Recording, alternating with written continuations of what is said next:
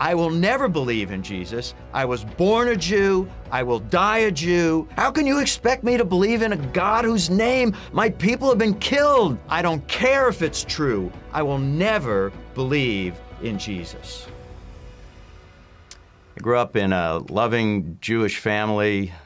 My mom and dad were very actively involved in the local synagogue, and we were there pretty much every Friday or Saturday. We celebrated the holidays at shul. We celebrated Passover at home. And my Jewish identity meant a lot to me growing up.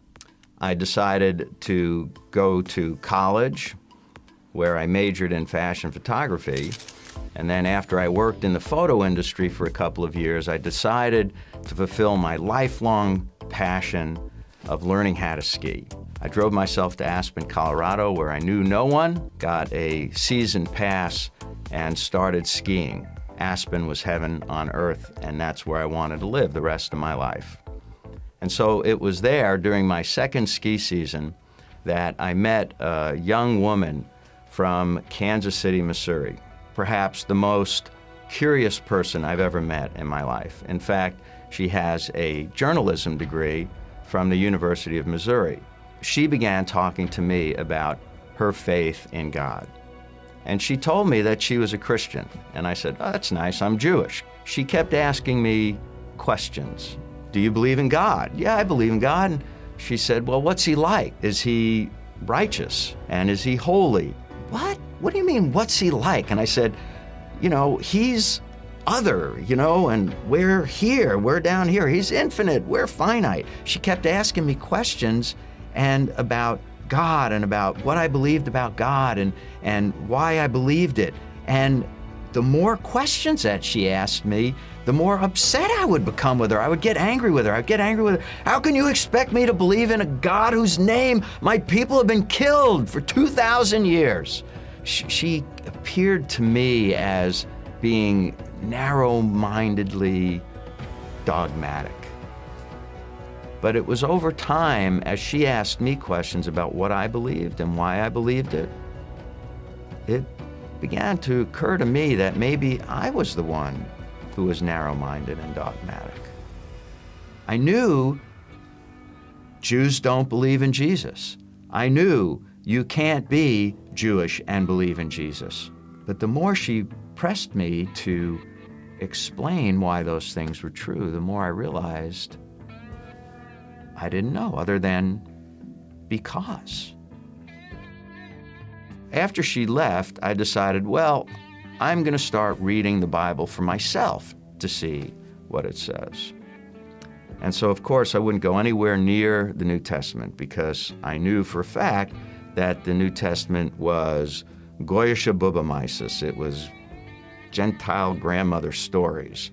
And everybody knew it was anti-Semitic, and so I would have nothing to do with that. What I discovered was that the God of this woman was my God, was the God of Abraham, Isaac, and Jacob.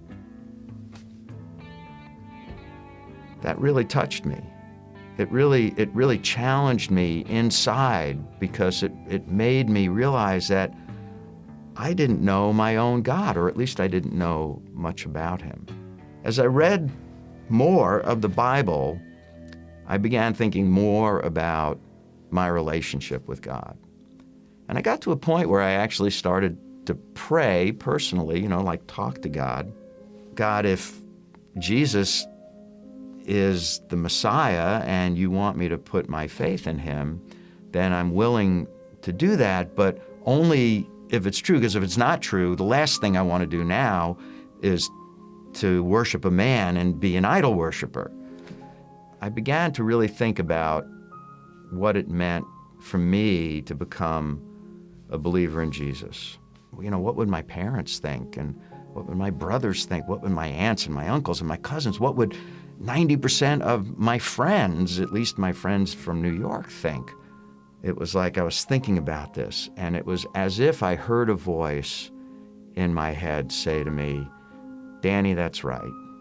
The choice is between following me and everyone and everything else. If God is God, he's boss. You do what he says, and if there's a cost involved, it's worth it.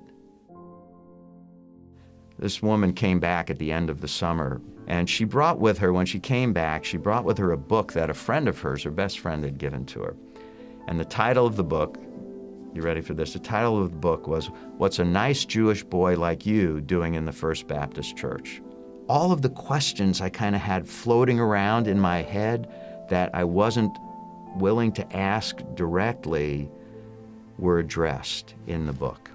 Jesus was Jewish, and the apostles were Jewish, and all of the New Covenant, the New Testament books were written by Jews. To this point, I had never still opened the New Testament scriptures. But reading this book, I began to read them for myself for the first time. I grew up in a neighborhood that was mixed Jewish, mostly Jewish, and a lot of Catholic kids.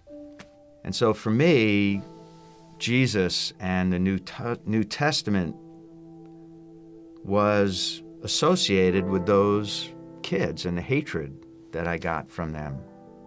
And I was shocked to discover the exact opposite.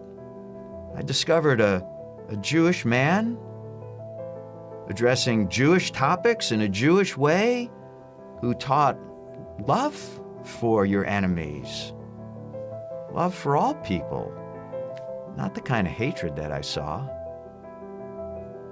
And this Jesus, who was the God of the Gentiles who hated the Jews, began to evaporate because he didn't exist. I finished the book, and she says to me, "So what did you think of the book?" I thought for a minute, and I said, "It was good. I liked it. I think it's going to help me explain some things to my parents." And she was completely taken off guard, and she said, "You mean you believe that Jesus is the promised Messiah of Israel?" And I said, "Yeah." She says, "Now you believe that he died on a Roman cross as a payment for your sin?" And I said, "Yeah." And she said, "And you believe that by trusting in him and what he did for you on that cross, your sins are forgiven and you have new life with God?" And I said, "Yeah."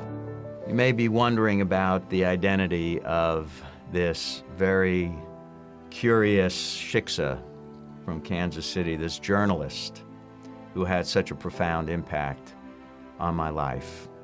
And yes, what you are guessing is true.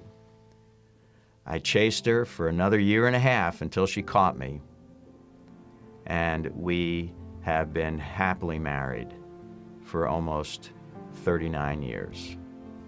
After I had come to faith in Jesus, it took me a few months to build the nerve to tell my parents about it because I knew it would be hard for them. My mother's response was just classic. "Don't talk to me about Jesus. Don't tell me about him.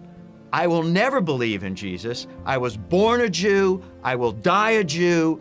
I don't care if it's true. I will never believe in Jesus." You gotta love God's tenacity with his people.